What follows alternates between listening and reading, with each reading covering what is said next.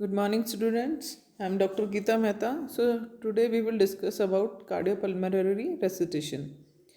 It's a duty of every citizen to learn and practice because it may save lives. What is CPR? When breathing and circulation stop, countdown to brain damage starts. With every minute lost, chances of recovery diminish. Thus, recovery depends on how fast we act. The brain can survive 4 to 6 minutes without oxygen, after which irreparable damage occurs. So, let's give a look to this slide.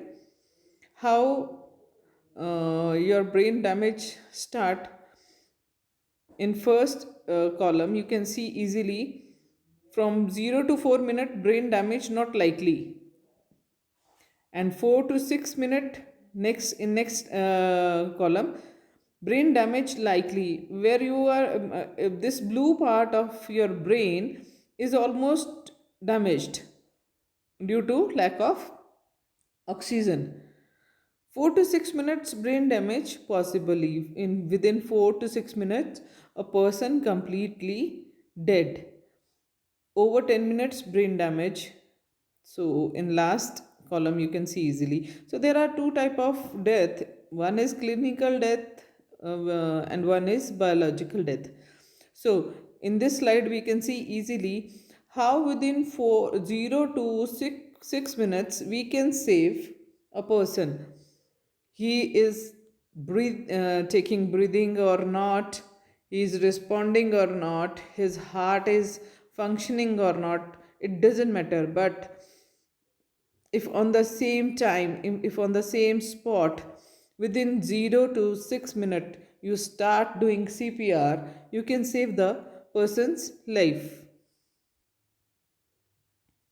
Principle of CPR. Inhaled air contains about 21% of oxygen, but exhaled air too contain about 16 to 18% of oxygen. This may be enough to support life as long as other organs keep working. Indicate management, primary survey, danger response, airway, breathing, circulation. So, these are also the indication. So, what is danger? Check safety for yourself and the conscious.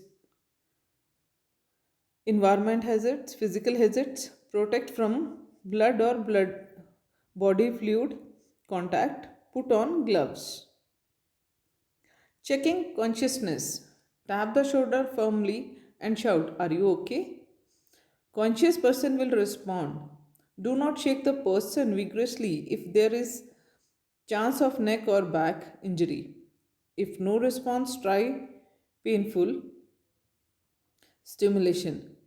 For example, pinch the face, press eyebrows, or stir for response. Level of responsiveness. So these are the level of responsiveness. These are the same. Just give a look to them. These clear airway. Remove any restriction around the neck, chest, or waist. Tilt head back to open airway. Lift the chin up. Use the jaw thrust maneuver instead of the head tilt chin lift method if you suspect a neck or a back injury. Check for breathing. Look at the chest and stomach for movement. Listen for your shoulder sound of breathing. Feel for breath on your cheek. If none is present, patient is not breathing, then what? Breathing. A quick step. If he is not breathing, then we have to take a quick step. Give two quick full breaths fast without allowing lung of victim to deflate between two breaths. Cover the mouth, nose, keep head tilt and pinch the nose, mouth to prevent air from escaping. Now, check for pulse and breathing. Check pulse. In this, you can see easily how he is checking the pulse, putting his two fingers on his neck. Mouth to mouth breathing. Be sure that head is tipped, pinch the nose or mouth. So this way, in last slide you saw that how he is giving mouth to mouth breathing. Blow to fill up the lungs. Look for chest rise. Listen and feel for air. Watch the chest fall.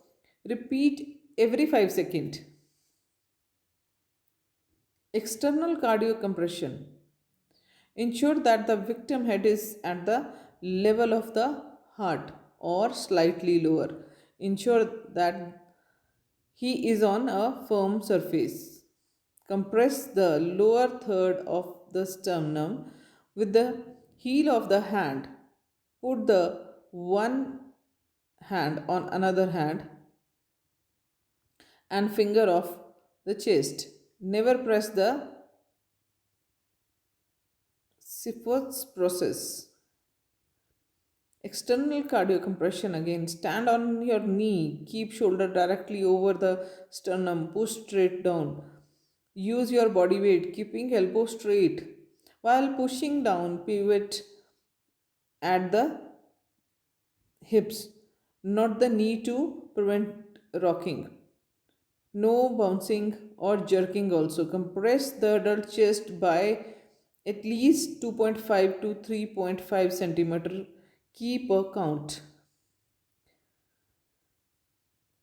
If there is only one rescue, give 30 compression at the rate of 60 to 80 per minute.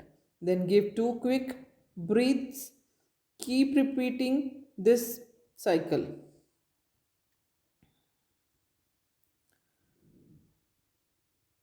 More effective method as you can give more breath as minute per minute. Also less tiresome. One rescue give 15 compression at the rate of 60 to 80 per minute. Then the other rescue give two quick breaths so as to achieve 12 breaths in a minute. Keep repeating in the circle. Compress need not to be stopped for giving breaths. May change position if required. In cardiac arrest, the victim pupils, pupils get dilated. Check the pupil because before starting and during CPR. Moving the victim. Do not stop CPR while moving a victim for more than 15 seconds. If possible, continue giving CPR on the stretcher. Keep performing the procedure till victim recovers. Medical aid take over. So in this slide, we can see easily how they are putting the victim on the table, how they are carrying it. See,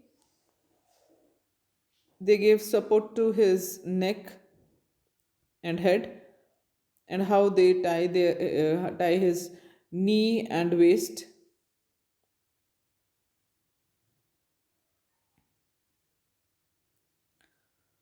In this, you can see whatever we discussed, that lift the chin, head up, and in second position, how she is giving mouth to mouth respiration.